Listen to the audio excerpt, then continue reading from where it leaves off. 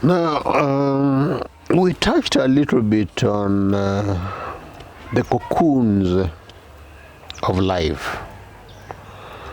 The cocoons like culture, like religion, like morality, like taboos, like marriage, institutions, etc. Let's look briefly at the place of religion in a vertical society. One, let us acknowledge that it is good for people to fellowship. There's nothing wrong with the people fellowshipping. There's nothing wrong with the people coming together to worship.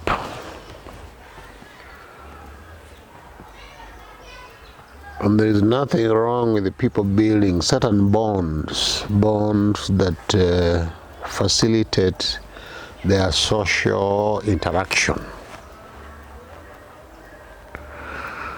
But let's add that there is everything wrong with an institution being built around that. Because let us look at the worship itself. What is the meaning of worship?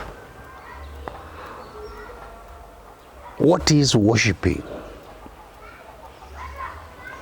Worshiping is simply breaking all mental boundaries. And it's a timeless thing. It may be in a flash. It may be an endless thing. It may be there briefly or for some time, long.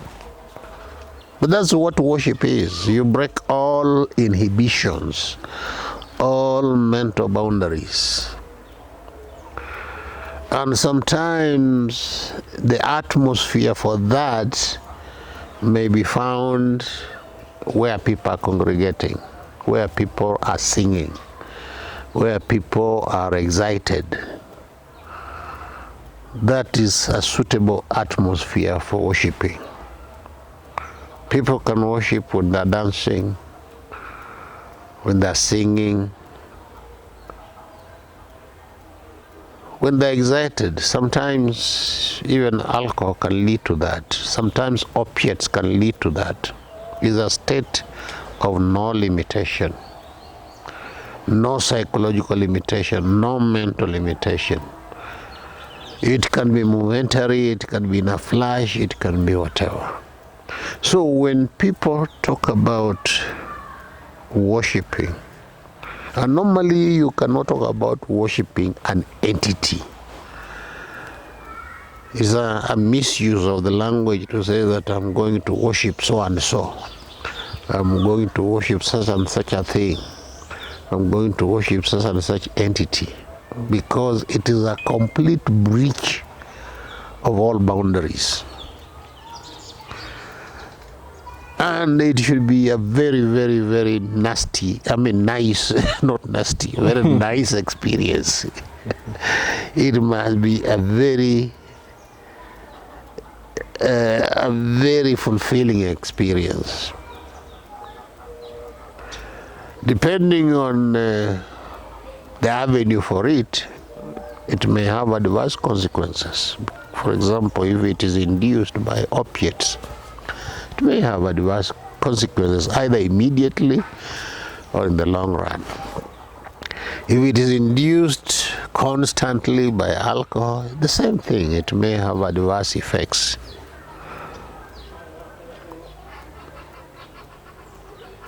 If it is induced by what is called meditation, it's very healthy because it's meditation in the absence of thought. The thought has been dissolved completely. There is total freedom, total mental freedom. That is what worship is. Therefore, it's a contradiction in terms to talk about worshipping in a religion, worshipping in an institution, worshipping in a place where there is something called dogma. And that's why even the verticalist system, we do not believe in ideologies, because while political systems have ideologies, religious systems have dogma, they have doctrines. And the effect of those things on the human spirit, on the human mind is the same. They are imprisoning. An ideology imprisons you. Instead of the freedom to explore, the freedom to observe, the freedom to see, you are tied down by certain things that you are calling an ideology. That you are tied down by certain things that you are calling dogma or doctrines, like in religious organizations. And therefore, let us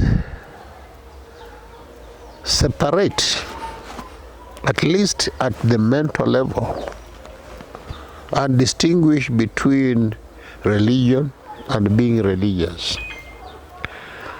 Being religious, we can simply say, is a state of being worshipful.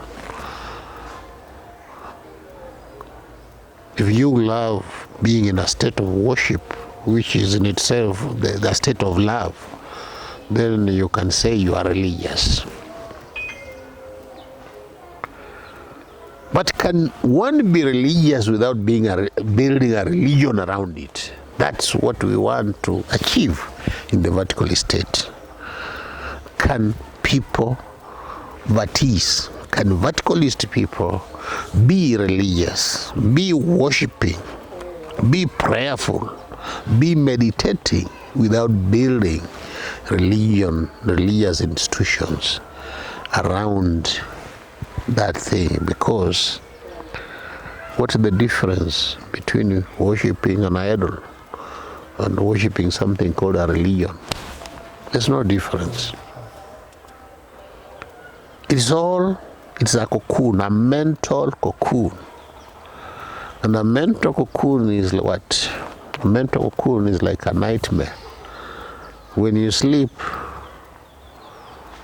and you experience a nightmare, it looks real, but it's not real. But it's very disturbing. Whereas when you wake up, you know it was not real, but it has really disturbed you. You have had a terrible time. You had a terrible time in that span of time. And that is what religion also does. That's what ideology also does. That's what dogma does. Because it is a cocoon which you can't see with your naked eyes, but it is there. If you want to go too much to the left, you say, no, my dogma doesn't allow. If you want to go too much to the right, I'm not allowed to do that.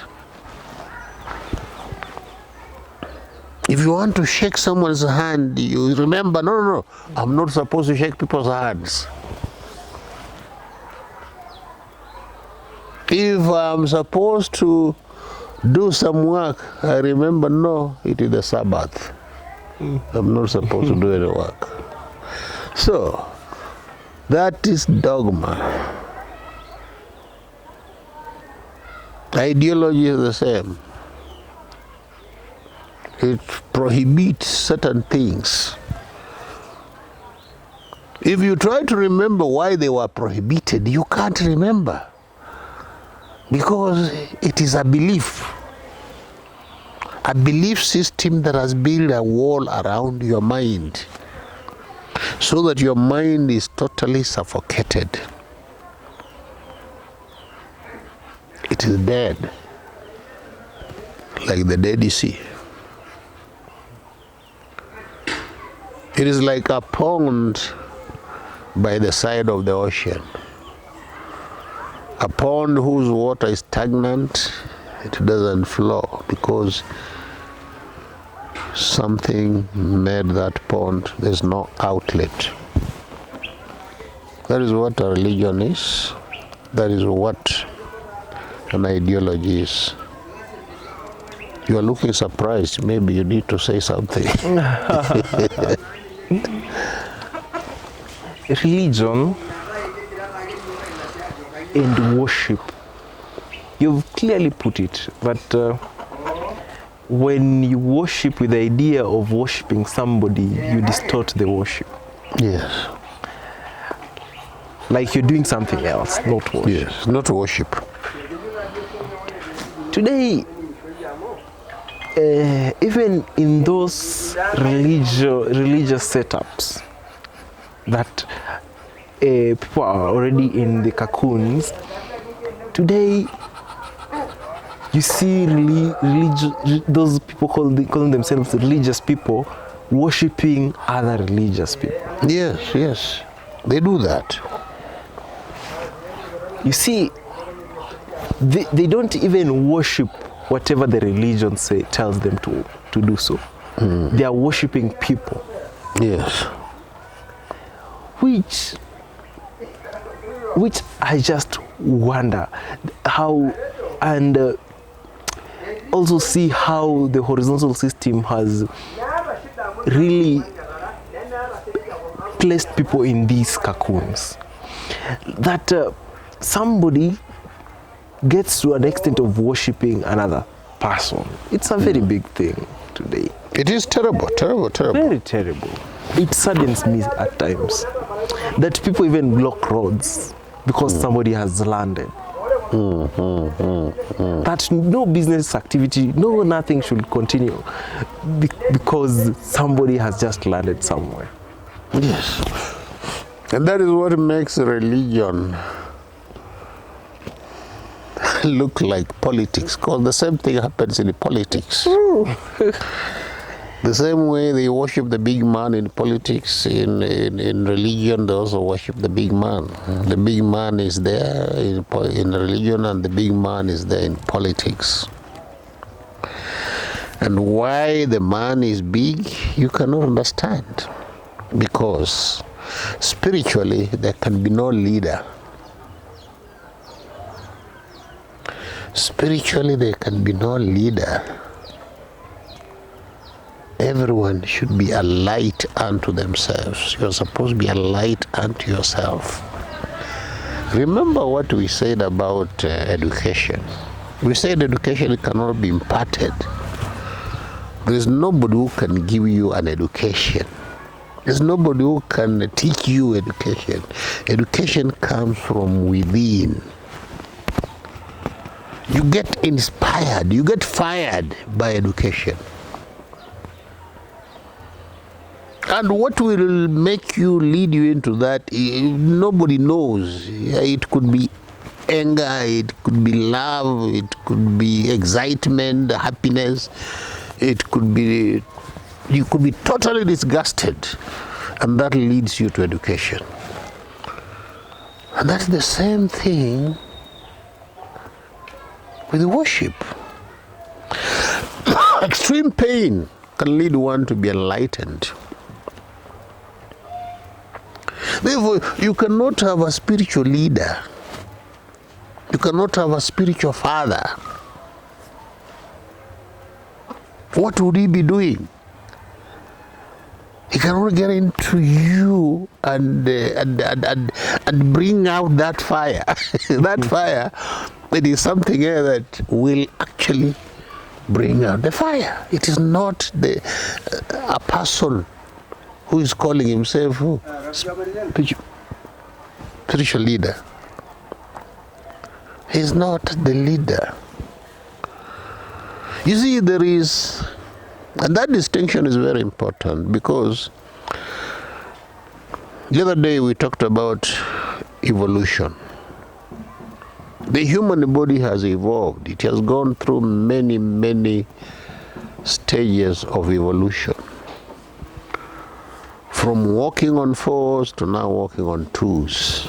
From an extremely hairy body to a body that has very little hair. The brain has grown.